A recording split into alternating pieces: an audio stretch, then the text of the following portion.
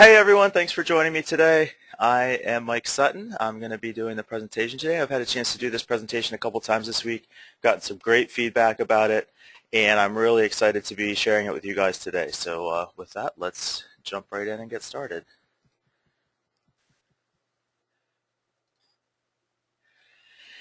So, we all start businesses for different reasons. But ultimately, a lot of the times what business owners are looking for, what entrepreneurs are looking for is that, financial freedom, to be your own boss, to be the one in charge, to do what you want to do. And I went through this myself, thinking, hey, this guy that I work for can run a business. I guess anybody can start a business. I'm somebody. Why don't I go start a business? And so we jump in with both feet, get our businesses started, and then sometimes start to get a little bit frustrated because we see that 57% of small businesses in the U.S. make less than $25,000 a year. The average net income for a small business owner is less than $12,000 a year. We see recessions and high failure rates. And then we can see some of the social problems and issues that affect a majority of the population in our country with substance abuse and divorce. And a lot of us struggle with mental illness like anxiety and depression.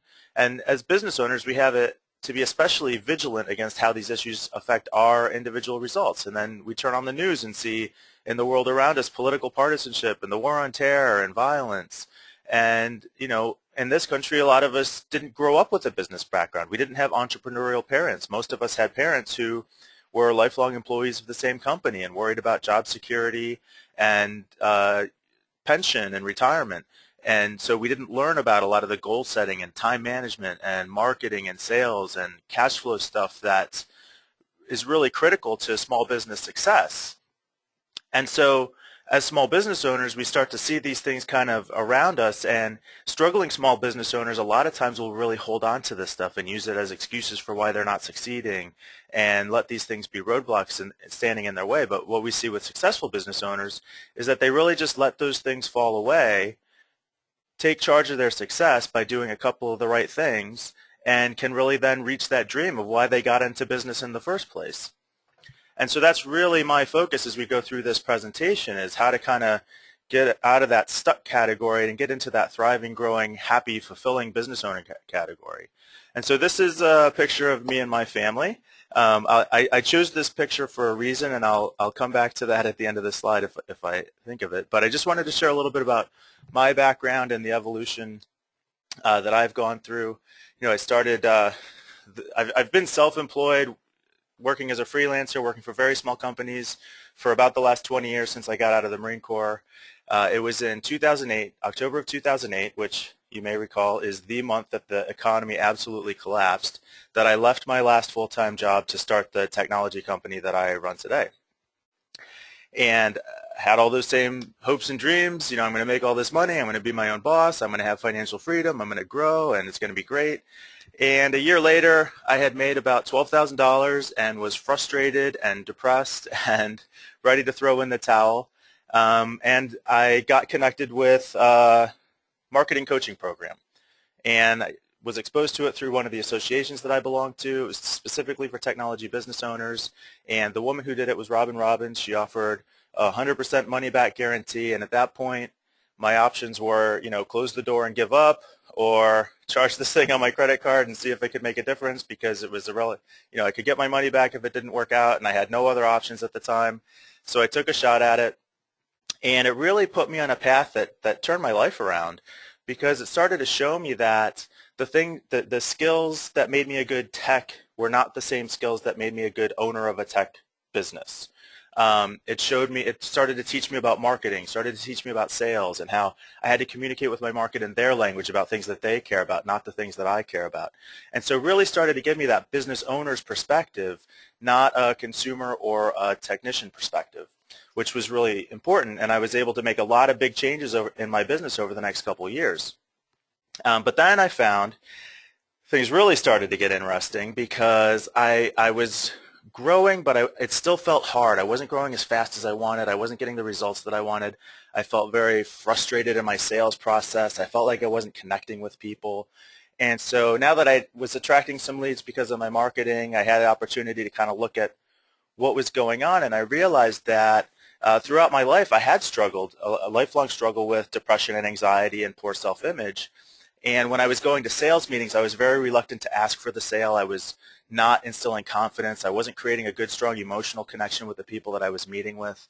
And that was really coming through in my sales results because people just weren't drawn to doing business with me. So I really went to work looking at those issues and trying to work on my attitude and myself and my self-confidence.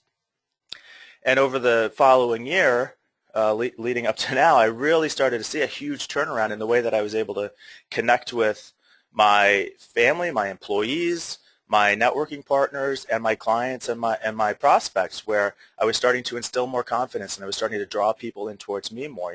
They describe sales as a process of emotional transfer, and I was really missing out on a lot of that. And I see a lot of business owners who come into business having a strong technical skill, having a very strong idea of what service they can offer, but not having a strong idea of how to present that to the market, how to kind of take care of some of those entrepreneurial skills like time management, goal setting, and then having a good attitude about it that's really going to draw business in.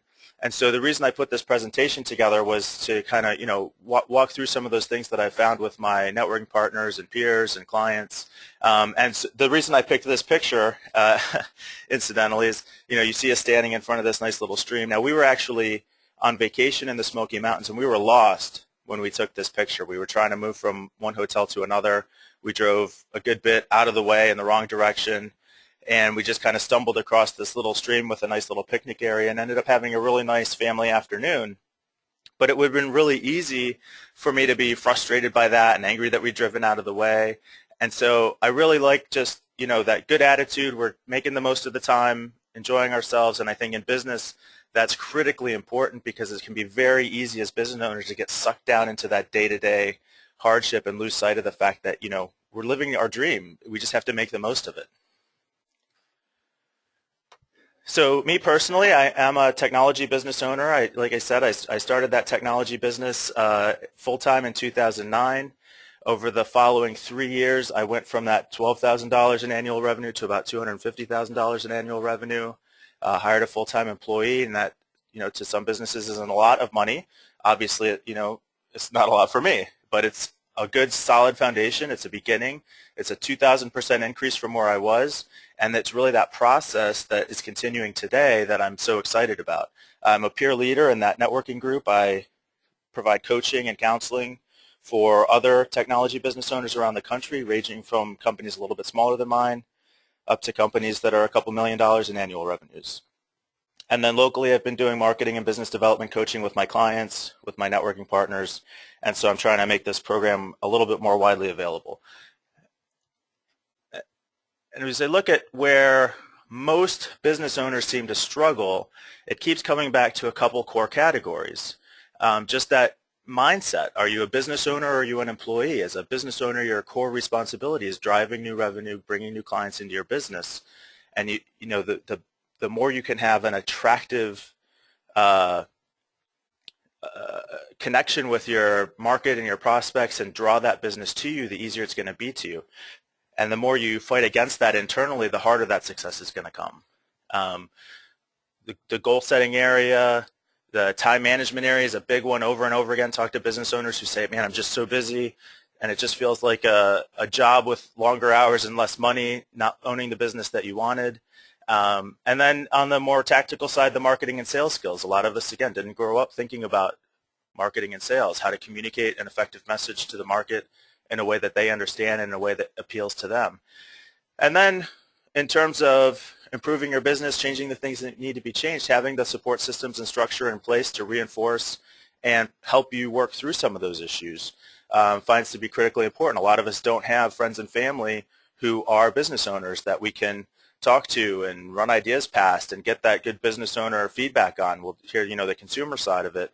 But having a group of people, that mastermind group, the people that are going to help you to, identify and achieve your goals, very important.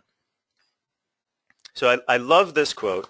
It's been probably my favorite quote for the last couple of years, and it says, your system is perfectly designed to give you the results you're getting. And it doesn't say that your system is designed to give you the results that you want or that you should get different results. It's telling you that the actions you're taking today, or more specifically, the actions that you took yesterday, have led directly to the results that you're getting today. And if you're not happy with those results, if you want something different, if you want something to be better, then you've got to take better actions. You've got to, to get something better than you've ever gotten, you've got to do something better than you've ever done. And it really puts it on you as the business owner to take responsibility for that. And I find this to be so true. If you come into it with a negative attitude, if you feel like business is hard, then that's going to manifest itself in your experience. But if you can see that the results that you're getting are a result of your actions and can identify what actions need to be changed to get better results, then you can start putting a plan together to get those things in your business. And we see that in this triangle fairly well documented. If you do any research, people try and add and remove things, but ultimately it boils down to our beliefs lead to the actions that we take in our business, and our actions lead to the results that we receive in our business. And it just kind of creates this loop over and over again where we take actions based on what we believe, and that determines our results. So if we want to get better results, we have to take better actions, and to take better actions, we have to change the core beliefs that lead us to taking those actions. And then once we're able to build some experience with that, because initially, we don't have the results, we're just kind of taking actions that we hope get us the results that we want. And as we can establish that, then we get into this competence-confidence loop where we can say, okay, I changed this in my business, I started getting better results, so that gives me some confidence in my ability to get things done, my competence, and then I can keep this process going and continually strive for that self-improvement. So I always start with attitude because this is the foundation of our beliefs, what we think is possible, what we think we can achieve. Like Henry Ford said, whether you think you can or think you can't, you're correct. And that is just so true. Yeah, I had an example in my life earlier this week that I'll share. Nobody loves going to the dentist. I had a particularly bad dental experience a couple years ago. Don't really want to get into it because it tends to freak people out. But it led me to kind of not go to the dentist for a little while, and so I got a couple cavities, and so I had to go to the dentist. Now, I've got a great dentist. He's terrific. He's very patient. He does a good job. But I had to go see him, and I was just so nervous about it, and I was so anxious, and I was just spent the entire time so clenched waiting for that jolt of pain. And it was a miserable experience, and I hated it the entire time. But the pain never came.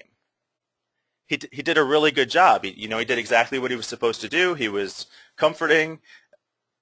The procedure went perfectly smoothly. There was no pain associated with it, but it didn't change the fact that because of my attitude, I was just miserable and clenched the entire time and hating it. And I think in business we can see that a lot where, if you think of business as difficult, if you think it's hard to attract new revenue, if you feel very frustrated, then you're going to manifest that in your experience, and people are going to recognize that. There's the human mind, by creation or evolution, is very adept at transferring and communicating emotion. It's very difficult to hide that from other people. And if you feel fearful or anxious or depressed or like you have very low self-confidence, that comes across to other people, whether they pick up on it directly or not, and it affects that emotional connection. And knowing that sales is a process of emotional transfer, it's really important that you're able to connect with people. And as I've been able to work on this, I've seen huge positive impact in my home life, in my work life with my employees, in my networking, with my prospects, with my clients. Just a huge shift in how people are drawn more towards me versus me feel like it's always a struggle and I'm trying to chase them down. So attitude's the first area I think absolutely critical for small business owners to look at. And then kind of leads to your vision and clarity. Vision links your beliefs and opportunities to your goals and objectives. And too many times business owners take the kind of the field of dreams approach and think, if I build it, they will come. If I offer a great service, if I have a great product, then the market's going to see that and be drawn to it and bring lots of money my way and beg me to sell it to them, and everything's going to be great, and I'll reach all my dreams just because I have this great product or service that I'm offering. And I think that's like if you're on a commercial airliner, you get through that smooth takeoff up in the air, captain comes on the PA and says, welcome aboard, folks. We're at cruising altitude, moving right along at about 550 miles an hour. Everything looks smooth as far as we can see. we don't really know what direction we're headed in and aren't sure where we're going, but we're fairly confident that we're going to end up someplace nice, so we'll just try and keep this plane in the air as long as we can and see what happens. And I see that that's how a lot of business owners run their business. They just think, they know that they want to be successful someday, but they haven't defined what that's going to look like and when it's going to happen and how they're going to get there and what direction they need to move to. So they just start doing what they do day to day without that end goal in mind, and then are frustrated because they never get the results that they want. But they never defined the results that they want so that they had something to work towards. Another good example is if you want to drive from New York to California, at any given time, you're only going to be able to see a couple hundred feet to a couple hundred yards in front of you. But that doesn't mean that you'll never get there just because you can't see it when you start driving. You can see what's in front of you, and you adjust and adapt over time, knowing where that end goal is, and you move towards it progressively, and then ultimately you're able to achieve it. But you have to know where that end point is.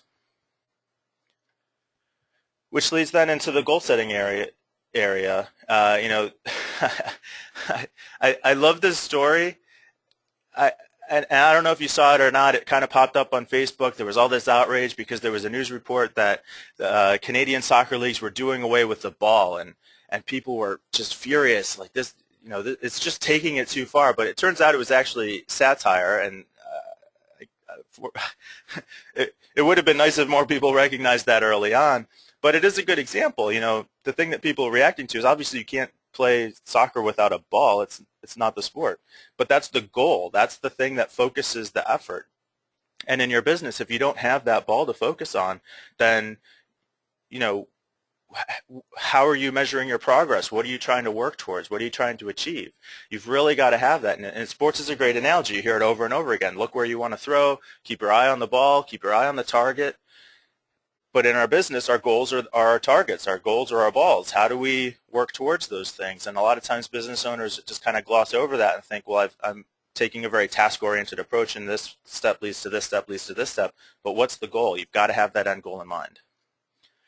Time management, another huge area. So many times business owners will say, oh, boy, this job really keeps me busy. But busy is not the same as successful. Staying busy is not a problem for anybody. We can all fill our time, but we've got to fill our time with things that are going to move us towards our goals, that move us towards our vision, which means we have to know what that vision is to be able to measure that. So we really want to spend our time on leverage paid activities that are going to advance our business goals. Again, as the owner, our number one responsibility is to drive revenue, bring new business into the business, and that comes through our marketing and sales efforts, creating subscription revenue that's going to be durable and persist on an ongoing basis, create that long-term stability. We can't be spending time on unleveraged, unpaid activities. It's just wasting time in our business. And every hour that we waste is an hour further away from our goals, probably worse, because if you can create that leverage, you're getting reuse out of that time over and over and over again. Heard a great example. The guy's name slips my mind right now, but he's a Google AdWords expert. And he said, in our business, we've got time that's worth tens of hours, hundreds of hours, and thousands of hours. And as business owners, we need to be spending our time on thousands of hours time, not tens of hours time. So those just day-to-day tasks, a lot of the fulfillment stuff, got to be really careful about letting that control your time. And then we start to get to some of the more tactical stuff. Marketing, huge area. A lot of people are interested in marketing right now.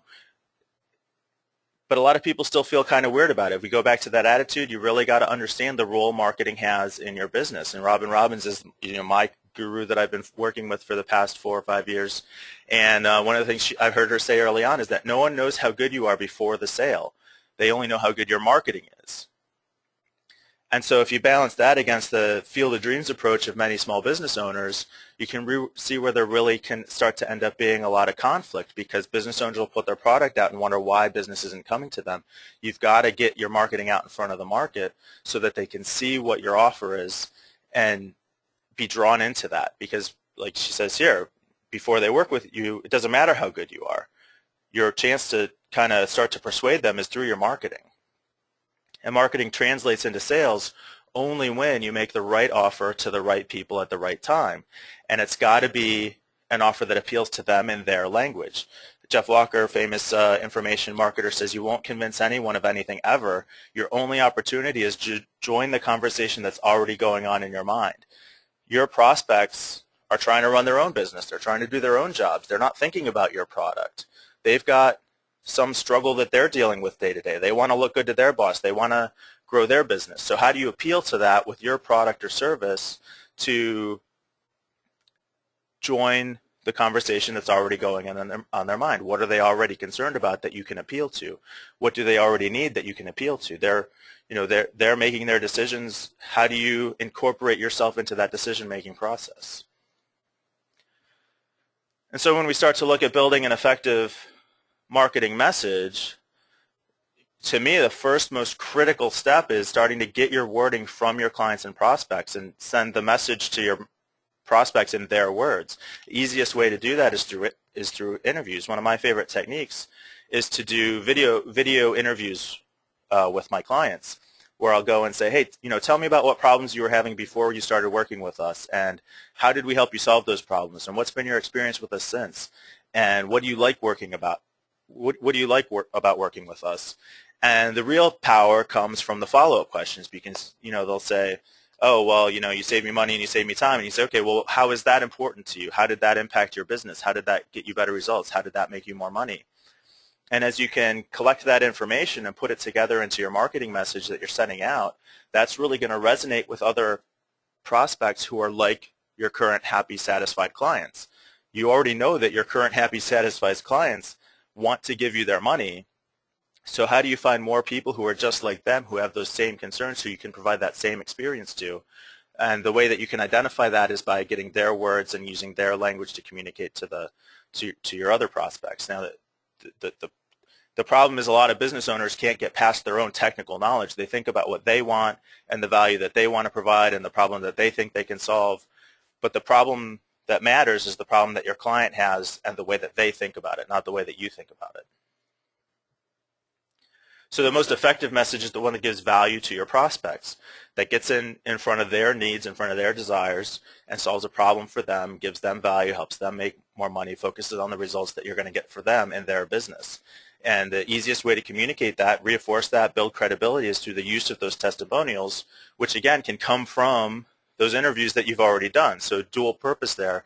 You're creating the testimonial videos, you're doing the market research to help shape your message. Really a lot of value in those testimonial interviews. I love that technique. Now, Dean Jackson talks about his cheese and whiskers metaphor, and basically what he's saying here is mice are genetically engineered, predisposed to be attracted to cheese and run away from cats. So when you put a marketing message out to your market, does your marketing message look to your market like cheese to a mouse that's going to draw them in, or does it look like cat whiskers that's going to scare them away?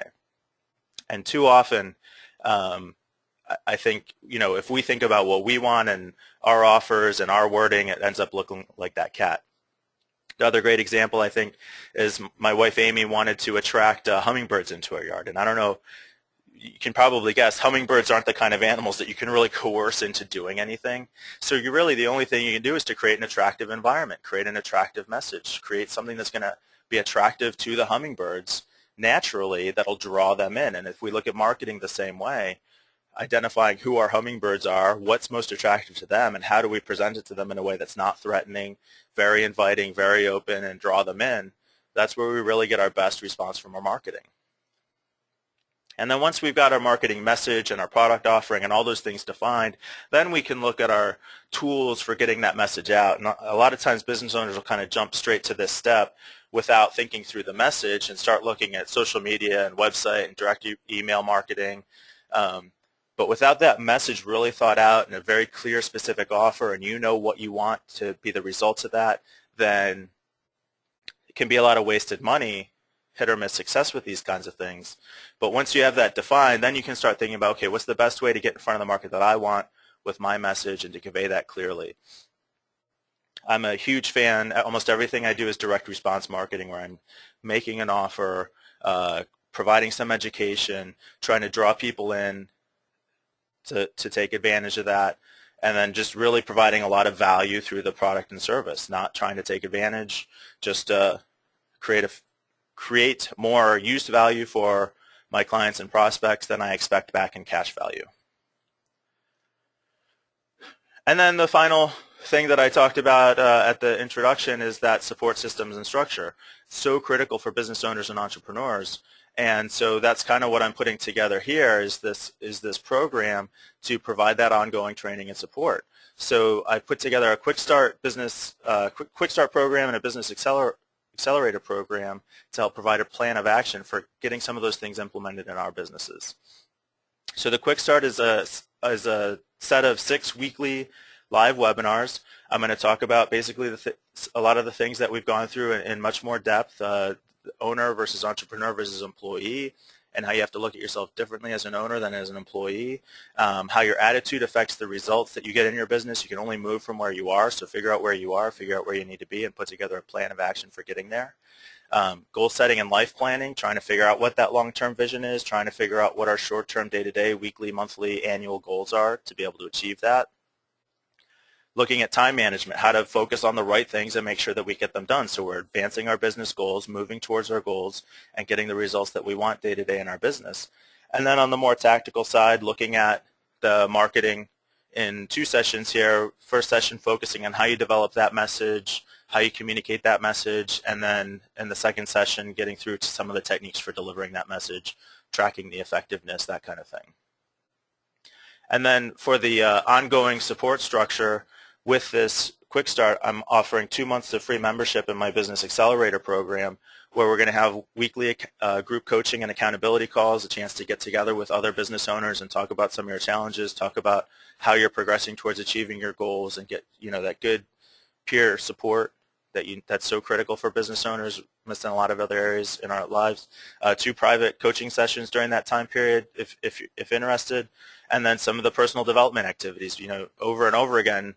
Habits of highly successful people, and let's say you've got to read, you've got to get new information, you've got to be working on your goals, you've got to be working on your time management. So continuing to put systems in place to help reinforce those things by focusing on the personal development, professional development for the marketing and sales skills, and keeping things going with the reading and discussion groups. So for this Business Owners Quick Start, when I go to wide release, I'm going to offer this for $9.97 and include 2 months membership in the Business Accelerator program. Right now, what I'm trying to do is get together a good core group of local people that I can work through this material with, get some good individual feedback, and really start generating some good, strong results to use for future case studies in the marketing. And so what I want to do is offer it for $447 for this six-week quick start session, 2 months membership in the Business Accelerator program, and really try and get things going, start generating some success for the people that work with me. I'm really excited about the opportunity. So if it sounds like something you're interested in, I set up a page, mikesutton.com/yes, where you can go and sign up. I'm not going to ask you for any payment information. It's just kind of an application to join the program, and then we'll set everything up offline, coordinate the timing for the webinars. This first round, I really want to work very closely with the members to just make sure that we're testing the material, setting up the support systems and structures, identifying what goals are, what you want out of the system, and we'll have a lot of flexibility to work very closely together. I'm super excited about it. I hope I've provided value in the webinar today. I got through everything I wanted to get through. I think it was my best presentation of the material yet. So if anybody has any questions or feedback, please feel free to shoot me an email, mike@mikesutton.com. Or if you feel like you're ready to jump in, just head on over to the website, mikesutton.com/yes, and sign up. And that takes us to the end of the presentation. So I'm right here at 30 minutes. I'd like to thank you for joining me today, and I hope you found value in the presentation, and I look forward to talking to you soon. Thanks.